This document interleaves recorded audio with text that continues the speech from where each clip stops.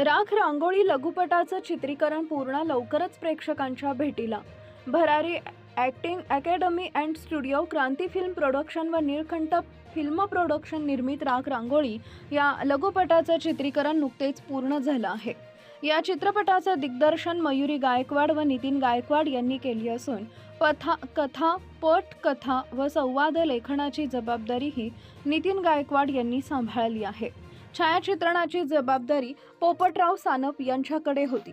मुख्य भूमिकेत फॅन्ड्री फेम, सोमनाथ अवघडे, केतकी गावडे, दिलीप जाधव, मयुरी गायकवाड, पोपटराव सानप, मीरा पासवान, रेणू राठोड, रोशनी, श्रवण सोनावले, साहेबा कांबळे, राहुल सोनावले, रोहित सोनावले, उदय माळी, महादेव शिरोळकर व सिद्धार्थ डीजे अशा दिग्गज कलाकारांचा समावेश आहे.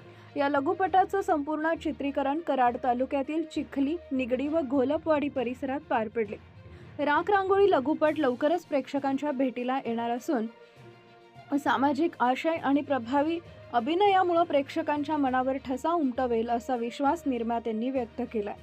DSP न्यूज लाईव्ह कराड प्रतिनिधी पोपटराव सानप. सर्वसामान्यांना न्याय मिळवून देणारे हक्काचे चॅनल DSP न्यूज लाईव्ह.